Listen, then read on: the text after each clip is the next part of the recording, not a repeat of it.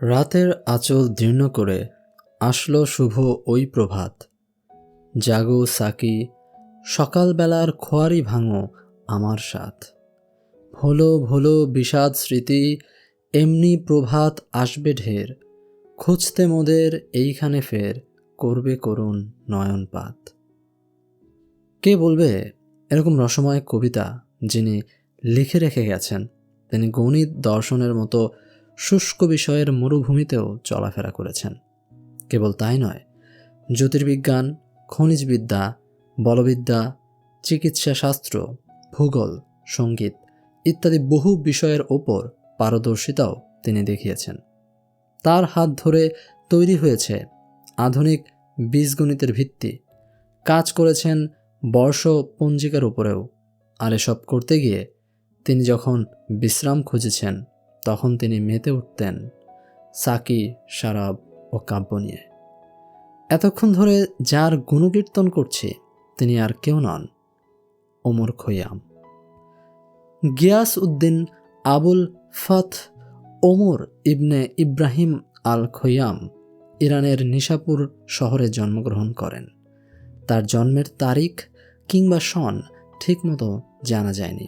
এমনকি তার মৃত্যুর সনও মোটামুটি 1123 খ্রিস্টাব্দ বলে ধরে নেওয়া হয়েছে। ওমর খৈয়ামের বাবা ছিলেন নিশাপুর শহরের বিখ্যাত চিকিৎসক। তার মায়ের ব্যাপারে তেমন কিছু জানা যায় না। খৈয়ামের নামের ব্যাপারে বিতর্ক রয়েছে। খৈয়াম শব্দের অর্থ যে ব্যক্তি তাঁবু নির্মাণ করেন, অর্থাৎ তাঁবু নির্মাতা। একদিকে শোনা যায় তার বাবা ধনী চিকিৎসক ছিলেন, অন্যদিকে কেউ দাবি করছেন ওমরের বাবা খৈয়াম ছিলেন একজন তাঁবু তৈরির কারিগর। এখানে বিপরীত পক্ষের যুক্তি এরূপ যে ইংরেজিতে অনেক মানুষের নাম স্মিথ হলেও তারা আক্ষরিক অর্থের মতো কামার নয়। ওমরের বাবা ইব্রাহিম তার ছেলের জন্য জরথুস্ত্রীয় শিক্ষক বামান্নুর বিন মার্জবানকে নিয়োগ দেন। তিনি কিশোর ওমরকে গণিত, দর্শন ও বিজ্ঞান সম্পর্কে শিক্ষা দেন। ইবনে সিনার ছাত্র বামান্নুরের কাছে তিনি ইবনে সিনার দর্শন সম্পর্কে শিক্ষা লাভ করেন। খৈয়ামের জ্ঞানচর্চা সবকিছুই ঠিকঠাকভাবে চলছিল, কিন্তু তিনি যেই বছর 18তে পা দিলেন, সেই বছর 1066 সালে তার পিতা এবং শিক্ষক উভয়ে মৃত্যুবরণ করেন। অবশ্য সে বছর একটি ভালো ঘটনাও ঘটে। ওই বছরের শেষ দিকে আকাশে উজ্জ্বল হয়ে ওঠে হ্যালির ধূমকেতু, আর তা দেখে ওমরের মনে জন্মেছিল জ্যোতির্বিজ্ঞানের প্রতি প্রচণ্ড কৌতূহল। পিতা ও শিক্ষকের মৃত্যুতে ওমর ভেঙে না পড়ে কিছুদিন নিশাপুরে থেকেই টুকটাক কাজ করে তার জীবন চালাতে থাকেন। এরপর তিনি 1068 সালে সমরকন্দে চলে আসেন। সেখানে তিনি তার বাবার বন্ধু ও সে শহরের গভর্নর আবু তাহিরের অধীনে কাজ শুরু করেন। কিছুদিনের মধ্যেই ওমরের অসাধারণ গাণিতিক জ্ঞান দেখে তাকে সরকারি অফিসে চাকরি দেন তাহির। এর কয়েক মাস পরই ওমর রাজার কোষাধ্যক্ষ হিসেবে নিয়োগ পান। এই সময়ে তিনি বীজগণিত চর্চা করতে থাকেন। বীজগণিত দিয়েই নিজের গবেষণা জীবন শুরু করেন খৈয়াম। প্রথমেই তিনি অনুধাবন করেন প্রচলিত গ্রিক পদ্ধতিতে ত্রিঘাত সমীকরণের সমাধান সম্ভব নয়, তাই তিনি নতুন পদ্ধতি নিয়ে ভাবতে শুরু করেন। 1070 সালে মাত্র 22 বছর বয়সেই তিনি এর সমাধান করে ফেলেন। সে বছর তিনি তার জীবনের অন্যতম সেরা কাজ demonstration of problems of algebra and balancing প্রকাশ করেন। সেখানে তিনি বৃত্ত, প্যারাবোলার মতো কৌণিক ব্যবহার করা সহ ত্রিঘাত সমীকরণের একাধিক সমাধান পদ্ধতির উল্লেখ করেন। তবে তার সমাধানে ঋণাত্মক সংখ্যা এবং ঋণাত্মক রুট উপেক্ষিত ছিল, কেননা ঋণাত্মক সংখ্যা তখনও ইসলামিক গণিতবিদগণের মাঝে প্রচলিত হয়নি। তবে এই অসাধারণ কীর্তিতেও ওমর যেন সন্তুষ্ট হতে পারেননি। তিনি সবসময় চাইতেন বীজগাণিতিক সমস্যার সমাধান বীজগাণিতিক কোনো সূত্র বা পদ্ধতি ব্যবহার করেই করতে। তাই জ্যামিতিক পদ্ধতিতে ত্রিঘাত সমাধান করে তিনি সন্তুষ্ট হতে পারেননি। আর এই অসন্তুষ্টি থেকেই তিনি রচনা করলেন treaties on demonstration of problems of algebra and balancing.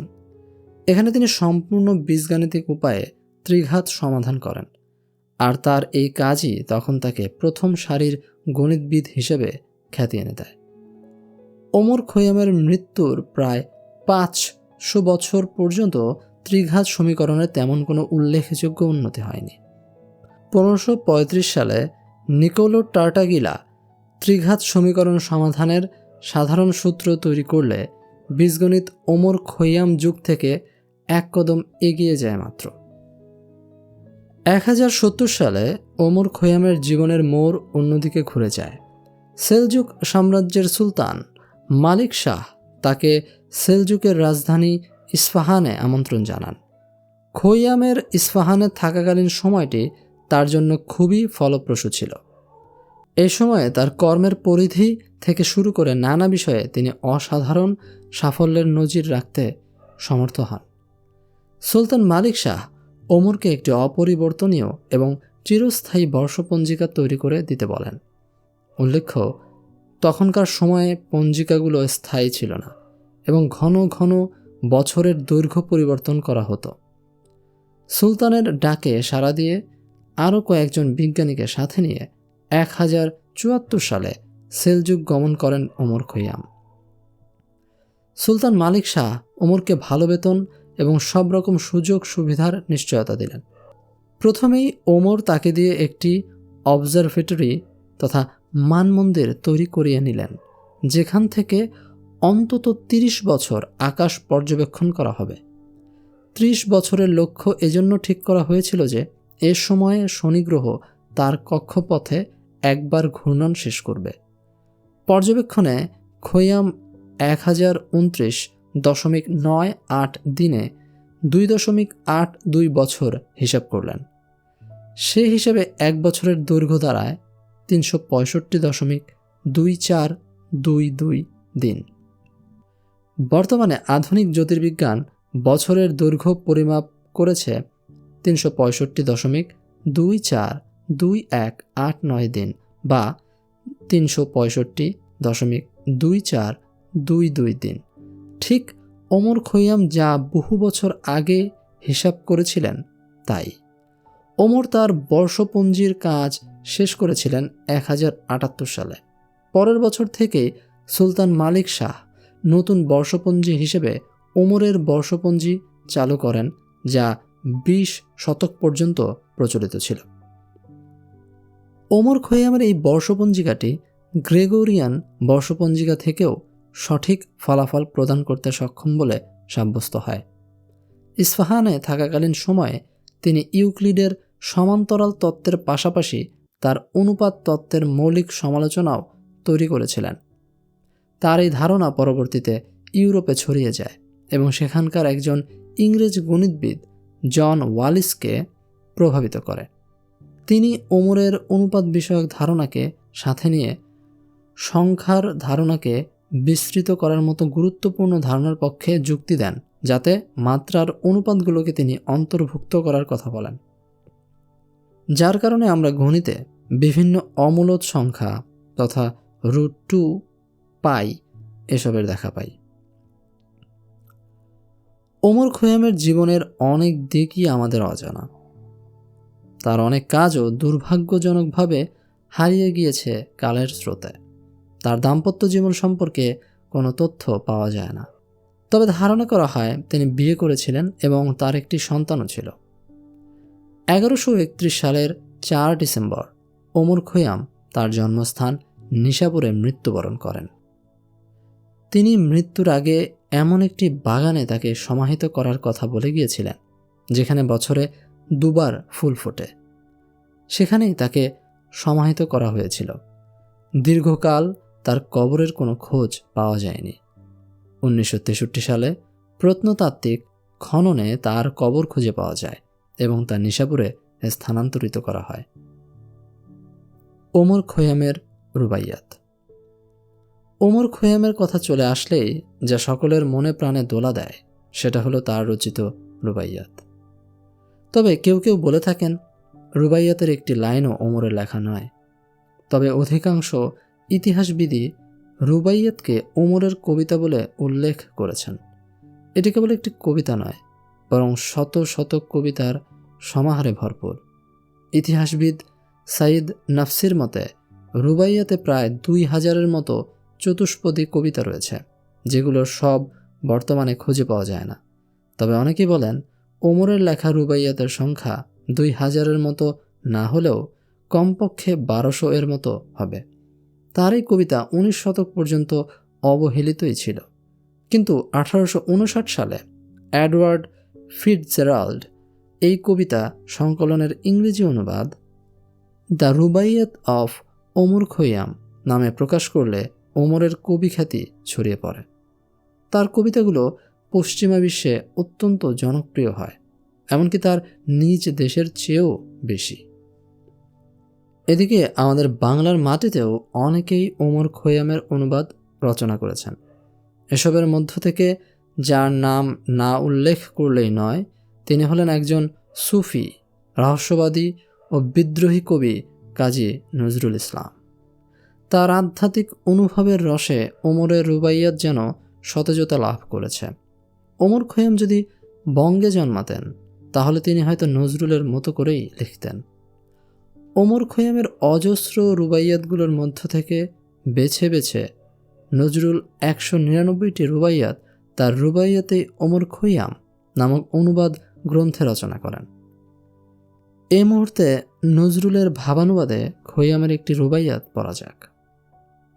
আমার আজের রাতের খোরাক তোর টুকটুক শিরিন ঠোঁট, গজল শোনাও সিরাজি দাও তন্নি সাকি জেগে ওঠ, লাজ রাঙা তোর গালের মতো দে গোলাপি রং শরাব, মনে ব্যথার বিনুনি মোর খোপার যেমন তোর চুনট। শরাব, সাকি ও খৈয়াম। ওমরের রুবাইয়াত পড়লে মনে হবে তিনি একজন জোরবা দ্য গ্রিক এপিকিউরিয়ান ভোগবাদী। মদ, মাতলামি, নারী, প্রিয়ার লাল টুকটুকে গোলাপি ঠোঁট ছাড়া তার জীবনে আর যেন কিছু নেই।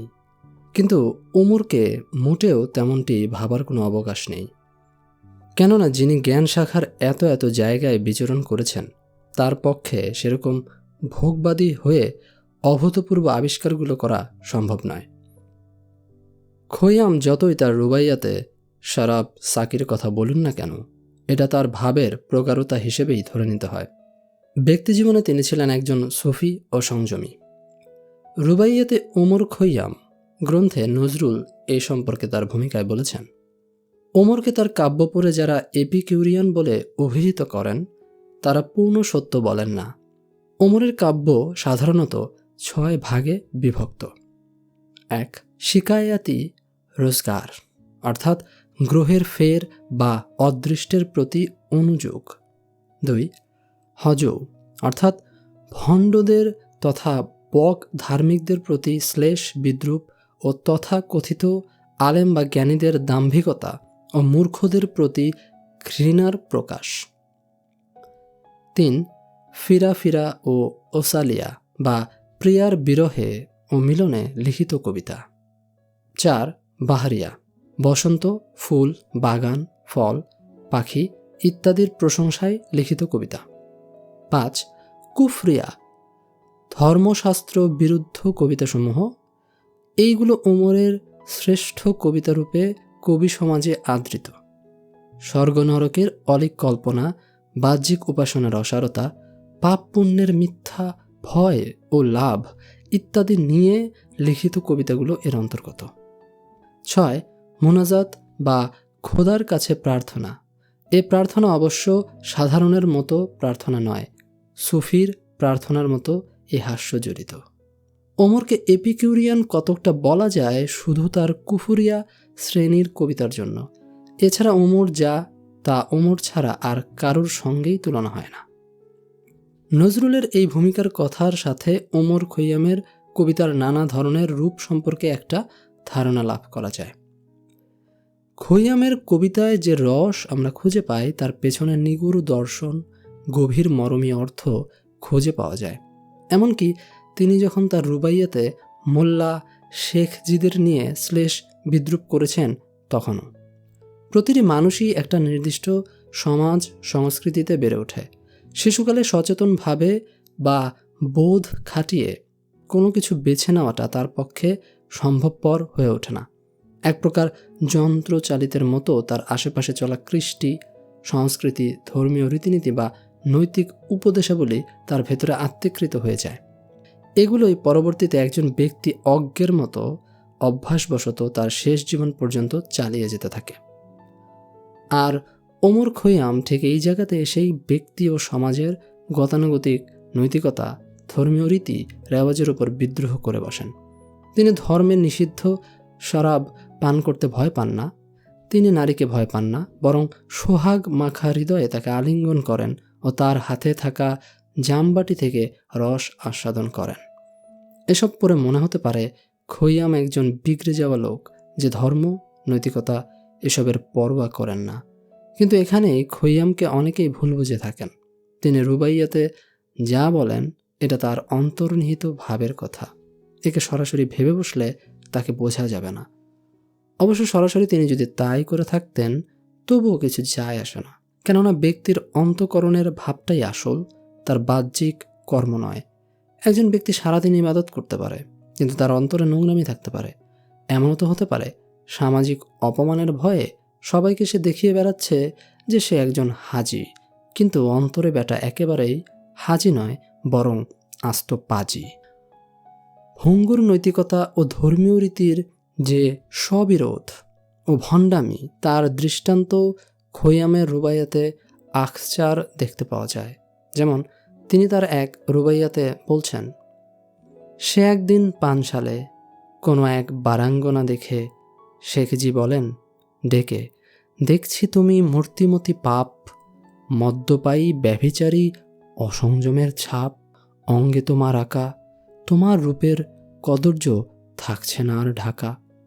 বারবনিতা বললে হেসে, স্বামী দেখছো যাতা সত্য বটে আমি, কিন্তু প্রভু বাইরে তোমার দেখতে যে রূপ পাই, যথার্থ কি অন্তরেতেও সত্য তুমি তাই। বোঝুন তাহলে শেখজির অবস্থা। শেখজির এইখানে কি জবাব থাকতে পারে? কারণ বারাঙ্গনা যা বলছে তা একেবারে সত্য। যদি শেখজির নৈতিকতা তাকে পরিবর্তনই করত তাহলে তিনি পানশালায় গিয়ে এমন কথা বলতেনই না। কারণ পানশালায় যারা যায় তারা জানে সেখানে কি হয়।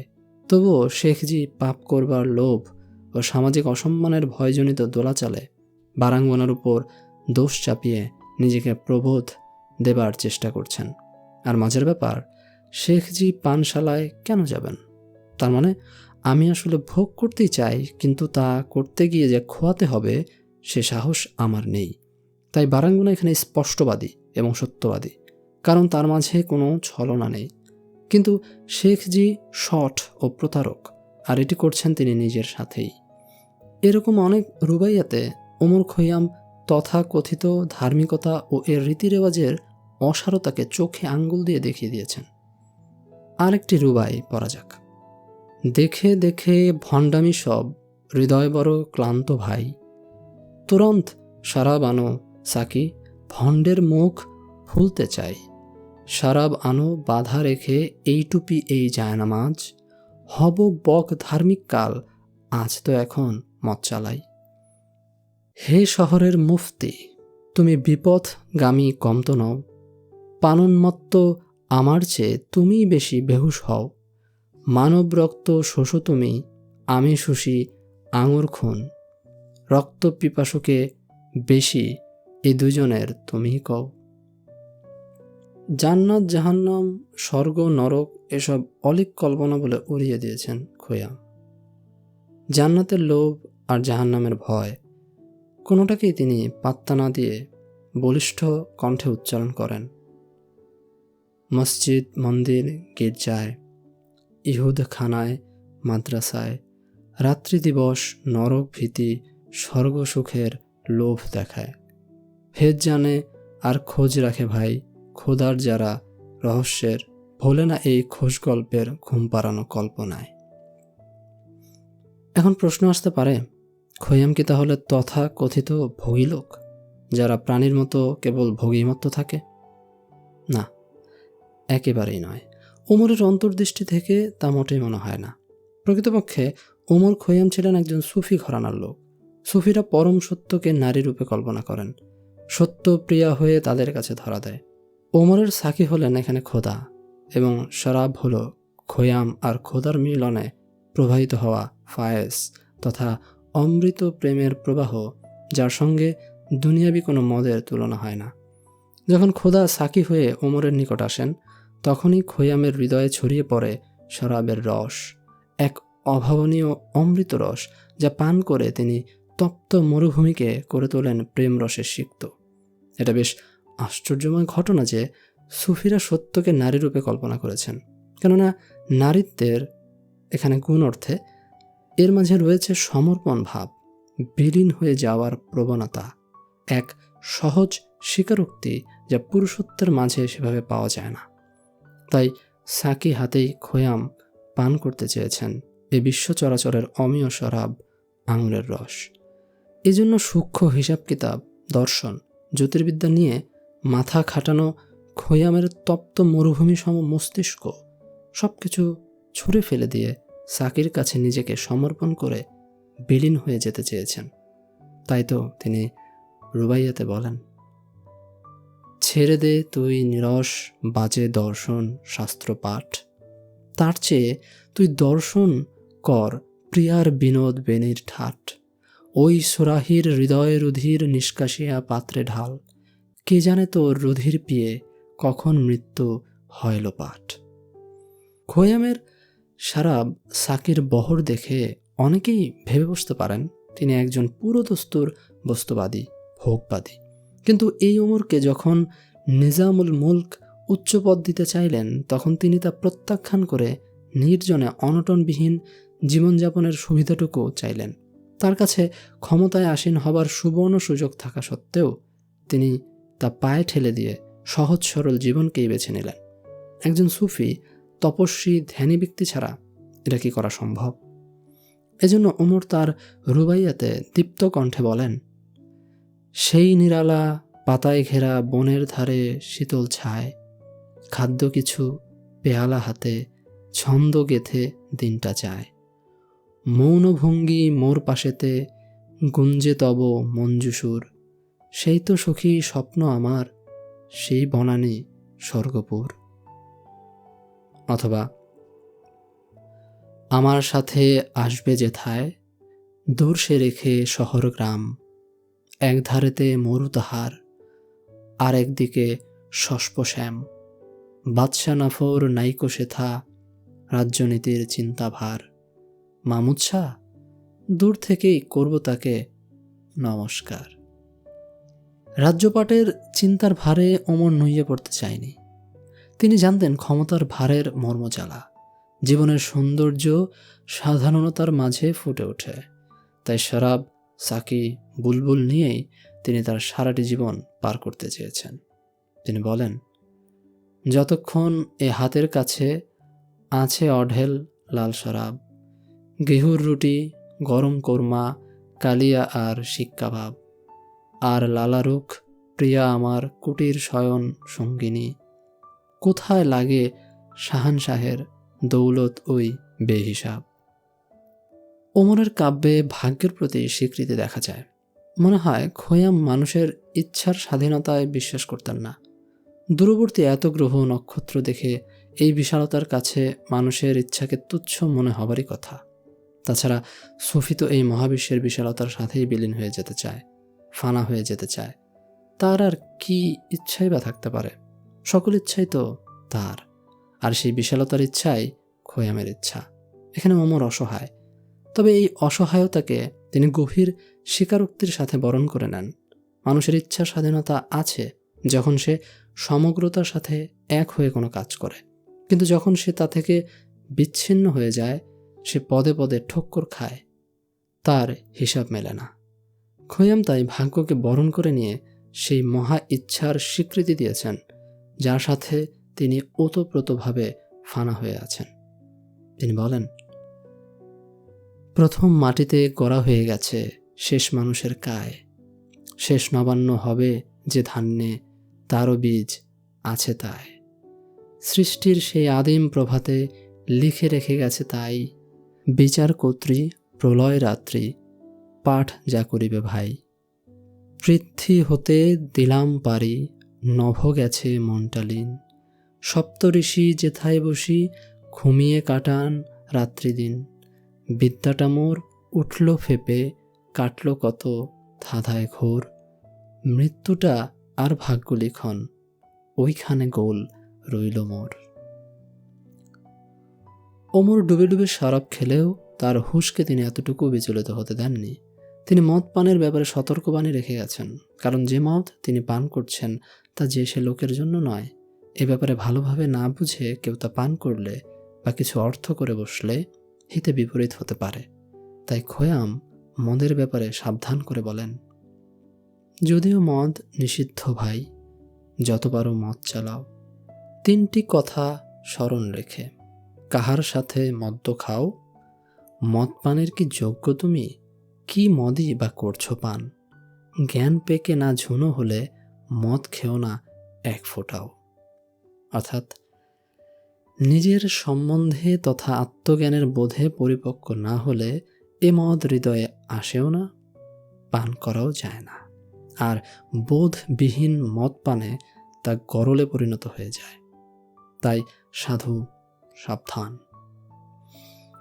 ওমর এমনই সুফি, তিনি নিজেকেও ছাড় দিয়ে কথা বলেননি। তাই রুবাইয়াতে নিজেকেই নিজে প্রশ্ন করে ছিন্ন বিচ্ছিন্ন করেছেন। তিনি বলেন, খোয়াম, যে জ্ঞানের তাবুক করল সেলাই আজীবন, অগ্নিকুণ্ডে পড়ে সে আজ সইছে দহন অসহন, তার জীবনের সূত্রগুলি মৃত্যু কাচি কাটল হায়, ঘৃণার সাথে বিকায় তারে তাই নিয়তির দালালগণ। এখানে খোয়াম নিজেই তার দুনিয়াবি শরীর আর মনে গড়া তার অস্তিত্বের ভিত্তিকে প্রশ্ন করছে। তাকে জীবনের বিশালতার কাছিতে ছিন্ন বিচ্ছিন্ন করে ফেলতে চাইছেন। খোয়াম এই বিশালতার কাছে ভেঙে টুকরো টুকরো হয়ে যাচ্ছেন, নিয়তির কাছে পরাস্ত হয়ে যাচ্ছেন। এসবই তিনি দেখছেন। জীবনের সবকিছু ভেঙে যায়, ক্ষয়ে যায়, এর বিশালতার কাছে সবকিছুকে অসহায় লাগে। বেলা শেষে অর্থ অনর্থ কিছুই যেন কাজে লাগে না। স্মৃতির মিনার ধসে পড়ে, মরুভূমির তলে ডুবে যায়, ঝরা পাতার মতো সবকিছু শেষ গন্তব্যে এসে ফিরে ফিরে চায়। এখানে চাওয়া পাওয়ার কিছু থাকে না, এক ফোঁটা প্রশান্তি ছাড়া। এই যখন অবস্থা, তখন এই ক্ষুদ্র জীবনকে অপূর্ব লাগে, যা একবার হাতছাড়া হয়ে গেলে আর পাওয়া যাবে না। তাই এই জীবনে আমরা কী বা করতে পারি ওমরের মতো সাকি শরাবের রসে মাতোয়ারা হওয়া না ছাড়া? ওমর খৈয়াম তাই জীবনকে দিল খুলে উদযাপন করার কথা বলেন। জীবনকে নিয়ে অতি না ভেবে এর মদিরা পান করতে বলেন, এর অনন্ত স্রোতে সামিল হতে বলেন, গীত গাইতে বলেন। তাই তিনি উল্লাসে গেয়ে ওঠেন, মৃত্যু আসিয়া মস্তকে মোর আঘাত করার আগে, লেয়াও শরাব লাও ঝটপট রাঙানো গোলাপির আগে, হায় রে মূর্খ সোনা দিয়ে মোরা তোর কি শরীর খানা, গোর হয়ে গেলে ফের ঘুরে নেবে, ও ছাই কি কাজে লাগে। ওমর খোদাকে এত উচ্চ আসনে নিয়ে গেছেন যে তিনি মানুষকে বলেছেন হাজারো পাপ করতে। কারণ খোদার ক্ষমাশীলতা মহিমার কাছে মানুষের অনন্ত পাপ কিছুই নয়। তাই চরম পাপও এ বিশাল অস্তিত্বের হৃদয়ের কাছে কিছু নয়। খৈয়াম অপরের প্রাণে দুঃখ দিতে মানা করেছেন, করবেন নাই বা কেন? শরাব সাকিতে যে মজে গিয়েছে, অন্যকে দুঃখ দেবার তার সময় কই। তাই ওমর বলেন, কারুর প্রাণে দুঃখ দিও না, করো বরং হাজার পাপ, পরের মনে শান্তি নাশি, বাড়িও না আর মনস্তাপ, অমর আশিস লাভের আশা রয় যদি হে বন্ধু মোর, আপনি সয়ে ব্যথা মুছো পরের বুকের ব্যথার চাপ। খৈয়াম, তুই কাঁদিস কেন পাপের ভয়ে অযথা, দুঃখ করে কেঁদে কি তোর ভরবে প্রাণের শূন্যতা, জীবনে যে করল না পাপ নাই দাবি তার দয়ায়, পাপের তরেই দয়ার সৃষ্টি, আনন্দকর ভুল ব্যথা। সবশেষে শরাব সাকিতে মজে থাকা ওমর খৈয়াম কি মুসলিম ছিলেন, নাকি কাফের ছিলেন, নাকি তাকে আমরা সুফি বলবো, এর জবাব তিনি স্পষ্টরূপে তার রুবাইয়াতেই দিয়ে গেছেন। খৈয়াম বলেন, এ হাতে মোর তসবি খোদার, আর হাতে মোর লাল গেলাস, অর্ধেক মোর পুণ্য স্নাত, অর্ধেক পাপে করল গ্রাস, পুরোপুরি কাফের নহি, নহি খাঁটি মুসলিমও, করুণ চোখে হেরে আমায়, তাই ফিরোজা নীল আকাশ। ওমর খৈয়ামকে তাই সেভাবে মুসলিমও বলা যায় না, আবার তাকে কাফেরও বলা যায় না। তাহলে তিনি কি? তিনি হলেন এক রহস্যবাদী আধ্যাত্মিক সুফি, যিনি অন্তরেতে সাচ্চা, খাঁটি। তাই তাকে কোনো গতানুগতিক বোঝাপড়ায় ধরা সম্ভব না, একমাত্র আত্মিক বোধের ভাব থেকেই তাকে বোঝা সম্ভব। খৈয়াম তার রুবাইয়াত, শরাব, সাকি, জামবাটি, বুলবুল, জ্ঞান শাখায় সৃষ্টি করে যাওয়া অমর কীর্তির কারণে তিনি বিশ্বের বুকে চির অমলিন হয়ে থাকবেন। সবশেষে তার একটি রুবাই দিয়ে এই ভিডিওটি শেষ করছে। আবার যখন মিলবে হেথায় শরাব সাকির আঞ্জামে, হে বন্ধুদল একটি ফোঁটা অশ্রু ফেলো মোর নামে, চক্রাকারে পাত্র ঘুরে আসবে যখন সাকির পাশ, পেয়ালা একটি উল্টে দিও স্মরণ করে খৈয়ামে।